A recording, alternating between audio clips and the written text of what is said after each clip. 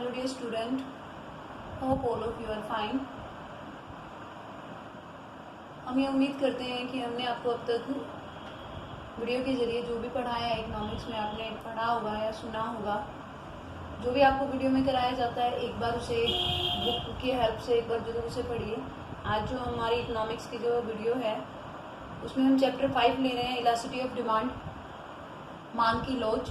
अगर आपने last video देखी होगी तो वो था मांग का सिद्धांत, 4th चैप्टर हमारा। उसमें हमने एक नियम के बारे में आपको डिस्क्राइब किया था, मांग का नियम, जिसे लॉ ऑफ डिमांड के नाम से जाना जाता है। हमने लॉ ऑफ डिमांड के बारे में बताया था कि वस्तु की अपनी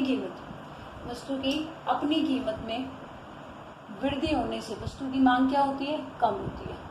क्लियर? वस्तु की अपनी कीमत में वृद्धि होने पर, एरो का मतलब क्या है, वृद्धि होने से क्या होती है, मांग कम होती है, और अपनी कीमत के कम होने पर मांग में क्या होती है, वृद्धि होती है। इसी को इकोनॉमिक्स में मांग के नियम के नाम से जाना जाता है। ये जो मांग का नियम है ये हमें केवल क्या बताता है, दिशा बताता है, डायरेक्शन बताता है कि मांग की वस्तु की अपनी कीमत में परिवर्तन होने से क्या होगी, मांग जो होगी वो ऊपर की तरफ जाएगी या नीचे की तरफ जाएगी। डायरेक्शन के बारे में केवल बताता है। ठीक है, अब बात करते हैं मांग की लोच की। कह रहे मांग की लोच द्वारा परिवर्तन की मात्रा ज्ञात होती है। मांग के नियम के द्वारा केवल परिवर्तन जो हो रहा था उसकी दिशा पता हो रही थी कि कम या ज्यादा हो रही, कितना हो रहा था ये नहीं पता चलता था। ये हमें किससे पता चलता है, मांग की लोच के द्वारा पता चलता है। मांग की लोच द्वारा परिवर्तन की मात्रा ज्ञात होती है। क्लियर? अब बात करते हैं, लास्ट चैप्टर में हमने मांग को प्रभावित करने वाले घटक बताए थे आपको। सबसे पहले बताया था वस्तु की कीमत, उपभोक्ता की आय और संबंधित वस्तु। संबंधित वस्तुओं को हमने दो भागों में बांटा था, एक पूरक वस्तु है और एक स्थानापन्न वस्तु। क्लियर?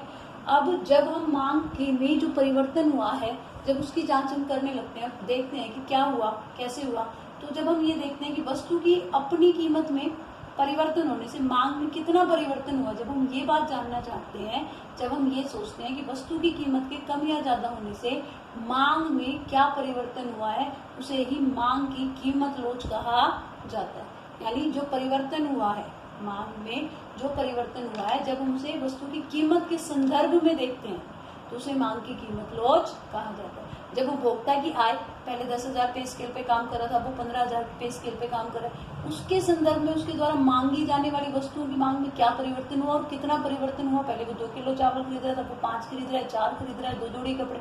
जब हम इस तरह से जांच करते हैं मांग में होने वाले परिवर्तन की मात्रा को, जब ज्ञात करते हैं आय के संदर्भ में, तो उसे मांग की आय लोच के नाम से जाना जाता है। और जब संबंधित वस्तु है, पेप्सी की लगा लीजिए, हुंडई की कार लगा लीजिए, पेन इंक वाला पेन लगा लीजिए, उनके संदर्भ में दूसरी वस्तु की डिमांड पर क्या प्रभाव पड़ा है, उसकी परिवर्तन की मात्रा ज्ञात करते हैं, तो उसे मांग की आड़ी लोच के नाम से जाना जाता है।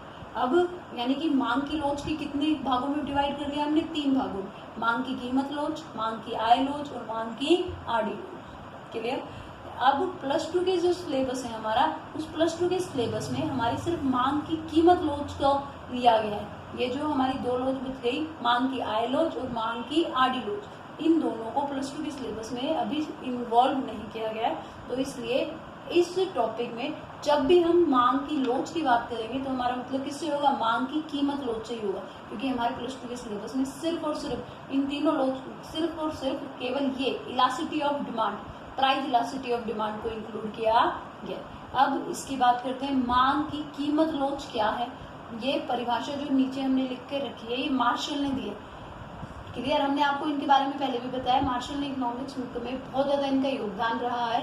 बहुत हर टॉपिक में जो भी डेफिनेशन आपको दी हुई होती है, आप वो उनमें से मार्शल की डेफिनेशन याद करेंगे तो वो इजी भी रहती है और सही भी है, याद भी आसानी से हो जाएगी। तो मांग की कीमत लोच क्या है, मांग की कीमत लोच कीमत में होने वाले प्रतिशत परिवर्तन तथा मांग में होने वाले प्रतिशत परिवर्तन का अनुपात। यानी कीमत में होने वाले प्रतिशत परिवर्तन और मांग में होने वाले प्रतिशत परिवर्तन का अनुपात ही क्या है, मांग की कीमत लोच। अभी जो प्रतिशत परिवर्तन क्या होता है, ये हम आगे नेक्स्ट जो वीडियो बनाएंगे ज्यादा डिटेल में, वहां पर इसके बारे में बात करेंगे।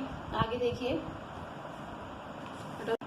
अभी जो हमने बताया आपको मांग की कीमत लोच को अगर हमें फॉर्मूलेज में दर्शाना हो तो क्या लगाएंगे, मांग की जब हम कीमत लोच की बात करेंगे तो ये माइनस का साइन हमेशा हमें आगे लगाना है।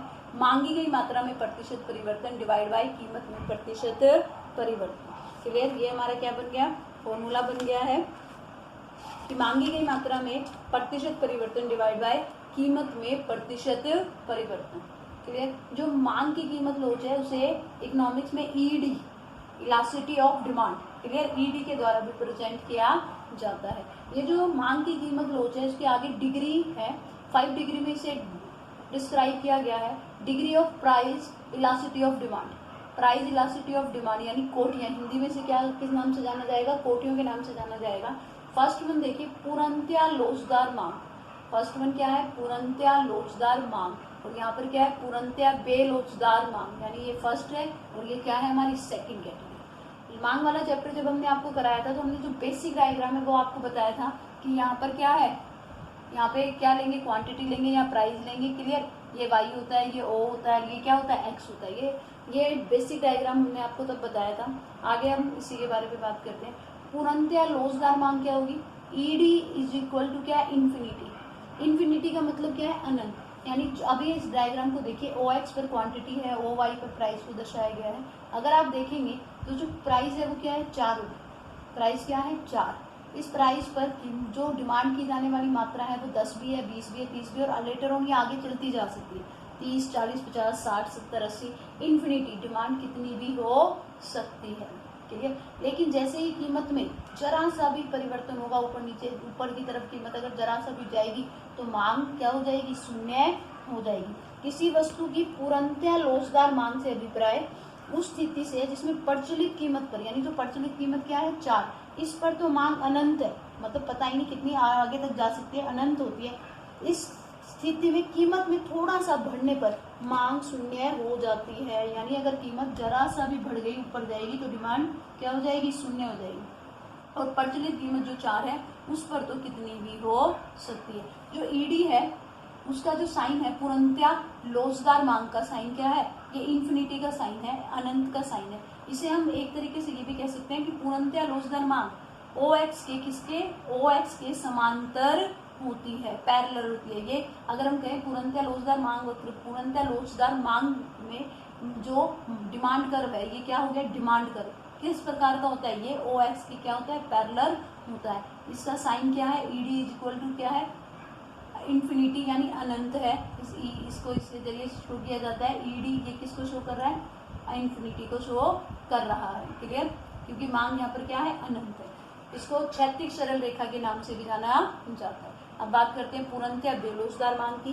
पूर्णतया बेलोचदार मांग किसी वस्तु की मांग उस समय पूर्णतया बेलोचदार होती है जब कीमत में परिवर्तन होने पर मांग में कोई परिवर्तन नहीं होता। यहाँ पर देखिए ये 20 यूनिट बिक रही है इस चीज की, तो देखिए कीमत 2 है तब भी 20 ही बिक रही है, कीमत 4 हो गई तब भी 20 ही बिक रही है, कीमत 6 है तब भी 20 ही बिक रही है। जैसे कि हमारे घर में नमक, अगर हम कीमत ज़्यादा हो जाएगी तब भी, जब अगर हमारी मंथली क्वांटिटी 1 किलो की है तो वही लेंगे, नमक का ज़्यादा हम क्या करेंगे, क्लियर।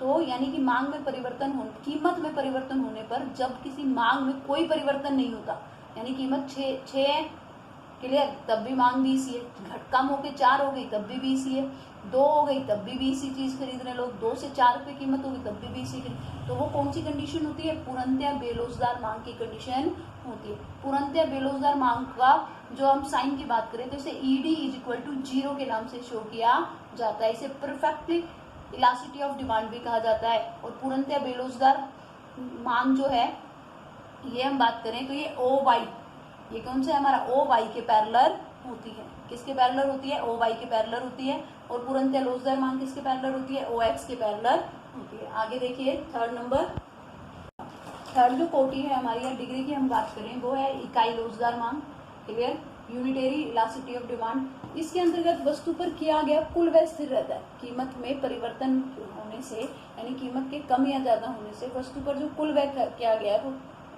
क्या रहता है, स्थिर रहता है। मान लीजिए आप किसी वस्तु पर 100 रुपए खर्च कर रहे हैं, उसकी कीमत 5 रुपए, तब भी आप उस पर 100 रुपए ही खर्च करें। अगर कीमत 4 रुपए हो गई तब भी आप उस पर 100 रुपए ही खर्च करें। और कीमत अगर 6 रुपए हो गई तब भी आप उस पर 100 रुपए ही खर्च करें, क्लियर। टोटल आपका जो खर्चा है वो उतना ही रहे, चाहे कीमत घटे या बढ़े।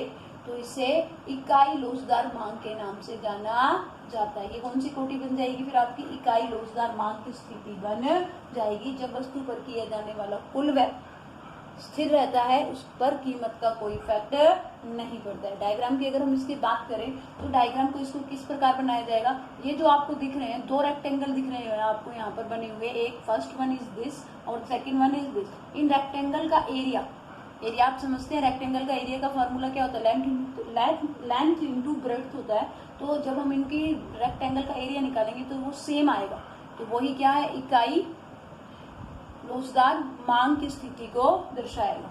क्लियर? आगे देखिए, इकाई से अधिक लोचदार मांग, इकाई की अगर हम साइन की बात करें तो वो ईडी इज इक्वल टू 1 के द्वारा डिनोट किया जाता है। इकाई की बात है तो ईडी इज इक्वल टू 1। इकाई से अधिक लोचदार मांग की बात करें तो साइन आपके सामने है। यहाँ पर देखिए इसे कैसे डायग्राम के जरिए हम प्रेजेंट करेंगे। ये वही डायग्राम है हमारा, ओ एक्स वाई सेम डायग्राम बनेगा। ये आप पहले बना लीजिएगा, इतना डायग्राम तो आपका सेम ही बनेगा। अब इकाई से अधिक की अगर हम बात करें तो इकाई से अधिक की आप बात करें तो कीमत में देखिए कम चेंजमेंट हुए, कीमत यहाँ है तो कीमत में क्या हुआ, कम चेंजमेंट हुए, लेकिन उस मांग में इससे क्या हो गया, ज्यादा चेंज हो गया। मांग में क्या हो गया, कीमत में इतना हुआ है लेकिन मांग में क्या हो गया, ज्यादा चेंजमेंट हो गया। जब ऐसी स्थिति होती है कि कीमत में कम परिवर्तन हो लेकिन मांग में पर उसका ज्यादा इफेक्ट पड़े, मांग ज्यादा बढ़ जाए, ठीक है, क्योंकि कीमत क्या हुई है, कम हुई है। कीमत कम होने से मांग क्या होगी, बढ़ेगी, लेकिन कीमत तो कम हुई सिर्फ जरा थोड़ी सी, लेकिन मांग में परिवर्तन हो गया ज्यादा। तो ऐसी स्थिति को इकाई से अधिक लोचदार मांग की स्थिति के नाम से जाना जाता है। क्लियर? इसका साइन देख रहे हैं आप, ये है ईडी इज ग्रेटर देन 1। अब नंबर 5 की कोटि की बात करें, वो है इकाई से कम लोचदार मांग। इकाई से कम लोचदार मांग, सेम वही डायग्राम आपको एक तो ये बनाना ही है। इकाई से कम है तो यानी क्या, प्राइस में तो ज्यादा फर्क आया, प्राइस इतना कम हो गया। क्लियर? किसी चीज की कीमत मान लीजिए 10 थी, कीमत 5 हो गई। मान लीजिए हम यहाँ पर इकाई खरीद रहे थे 20, क्लियर, लेकिन प्राइस बिल्कुल कम हो गए, डाउन हो गए, लेकिन कीमत में केवल जरा सा परिवर्तन आया है। कीमत तो आधे कम हो गई लेकिन क्वांटिटी डबल नहीं हुई, क्वांटिटी 22 ही बढ़ी। तो ये स्थिति, ऐसी स्थिति किसको दर्शाती है, इकाई से कम लोचदार मांग को दर्शाती है। यहाँ देखेंगे आप, कीमत में ज्यादा चेंज हुआ है लेकिन क्वांटिटी में कम परिवर्तन हुआ है, तो ये क्या है, इकाई से कम लोचदार मांग। इसका साइन क्या होता है, ये होता है। आपकी बुक में जो ये कॉन्सेप्ट दिया गया है, टॉपिक दिया गया है, इसे एक बार डिटेल में पढ़िएगा, आपको समझ में आ जाएगा। Thank you.